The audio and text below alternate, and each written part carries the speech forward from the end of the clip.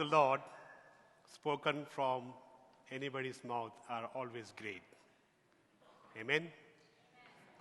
One day, a boy came from school with a letter to his mother. Mom, my teacher asked me to give you this letter, and he handed over that letter to his mother. Curious about the content of the letter, she quickly read through. Mom, what is in the letter? The boy asked.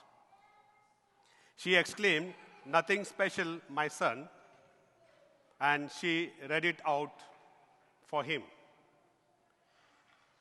Your son is a genius. Our school does not have teachers to teach your genius son. So we request that you teach him yourself or find good teachers for him. She finally decided to have homeschool for her son, all by herself. Years later, she fell ill and died. One day, while searching for something, this boy found the letter that was sent by his school decades ago in his mother's bag. He opened the letter and read it. Your son has severe learning disability. We are expelling him from the school.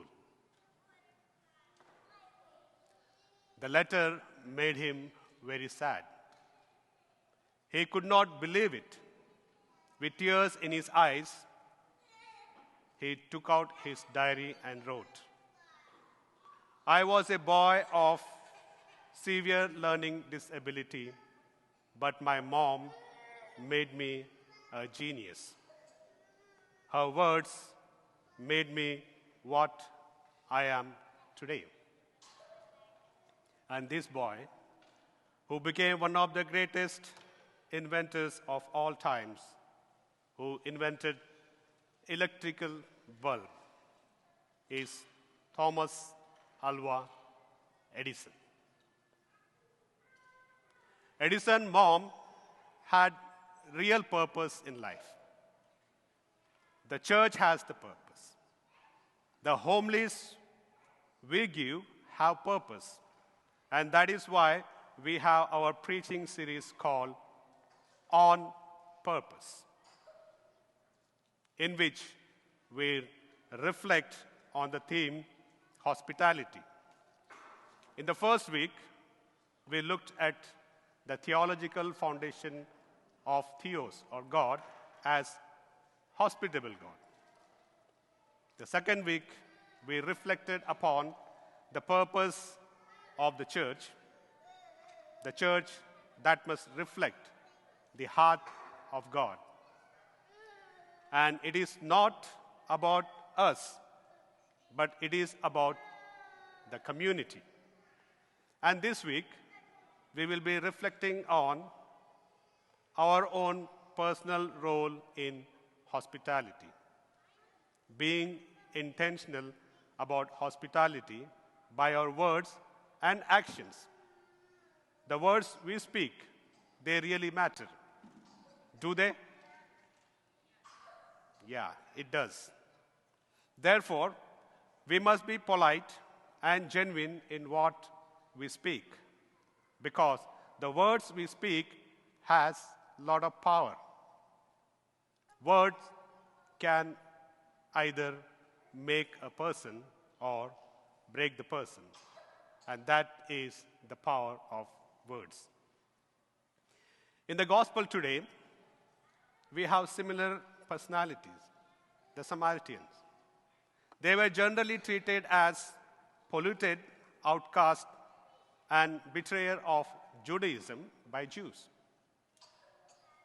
And that is the very reason the Samaritan woman who chose to come alone in high noon when the sun is at its highest. That states that she was not a woman of good reputation and must have been deeply despised by the people around her, like Thomas Edison, and no wonder why she came to the well alone and not in a group. She might have prayed not to end up with a wrong person at the well, who would, in return, make her feel uncomfortable. In my life, once I prayed a lot. When I first arrived at Toronto Pearson Airport on 29 April 2022. When my turn came, I handed over my file to the immigration officer. He checked my documents and gave me the visitor record of 6 months stay in Canada, the permit.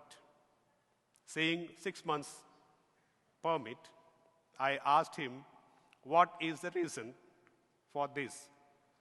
And he simply said, 6 months, nothing else.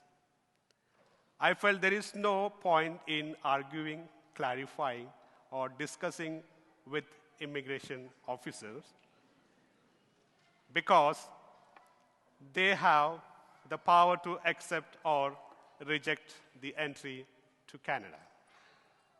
I was not satisfied with the answer because nothing was wrong with the documents I produced. So I gathered my luggage and walked towards checkout point where another officer will check my luggage. I gave my passport boarding pass and he asked me to show me the visitor record. So I gave him the visitor record. He exclaimed, only 6 months? I said, yeah, 6 months. He asked me, where am I going? I said, Richmond's Hill and so church. Are you a pastor? I said, no. I'm a Roman Catholic priest. This is what we were known in India, but when I came, pastor means a priest. He just looked at me and smiled, and he said he is also a Catholic. And he told me not to worry, apply for the extension of your visitor record, and everything will be okay. I started walking. He called me again, Father Robert. I thought to myself, now what? But he said, take it easy, relax. Things will fall in your favor. And he asked me to pray for him. And he said, have a pleasant stay in Canada. Those words of assurance or reassurance revitalized my spirit, and I thought to myself, that is how it works. One thing was sure, I did not know what was going on in the mind of that immigration officer. Whereas Jesus at the well knew the deepest secret of her being, into that part of life which was pure and innocent, thirsting to be seen as a person, not as an object. She was deeply wounded, a wounded woman by a series of broken relationships, something that is becoming quite common in our society today. Jesus saw in her the burning desire to quench her thirst for life. He did not condemn her, but treated her with great respect. Like Edison's mom, who looked into his heart and felt what would go forth in his mind if he might come to know what was written in the letter. Jesus, too, knew what was going on in her mind Yet, for a single moment, he did not make her feel judged by his words. Rather, he made her feel encouraged to explore her inner urge, and gradually he revealed to her to become a messenger of Christ the Messiah. Words accompanied by meaningful actions have purpose because word has a powerful meaning that crystallizes our perception, shapes our belief, drives our behavior, and ultimately it makes or creates our world. A world of a hospitable God. And Jesus, who also spoke the word, and that word crystallized the perception of that Samaritan woman, shaped her belief, drove her behavior, and her behavior ultimately transformed into a world. And that world for God as hospitable God, who would be worshipped in spirit and truth. Therefore, let's not be judgmental, but be compassionate, because we cannot both be judgmental and compassionate simultaneously. Let's speak the words of inspiration and encouragement that might lead to kindness and gentleness, and make this parish a hospitable and friendly to build the community of people.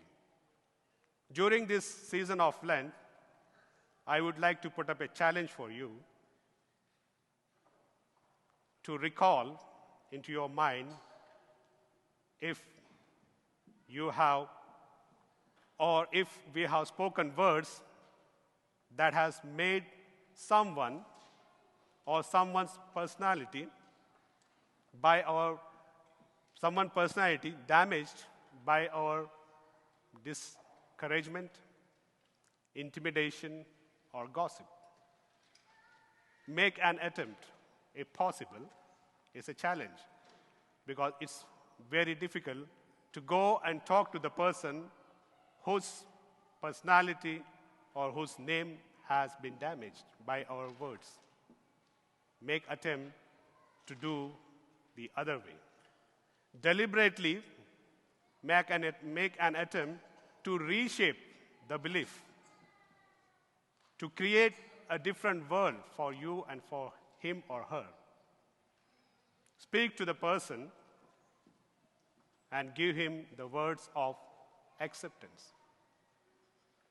And make our hospitality be an intentional hospitality, so that everyone who comes here may experience a hospitable God through our words of God, because our words have power. Amen.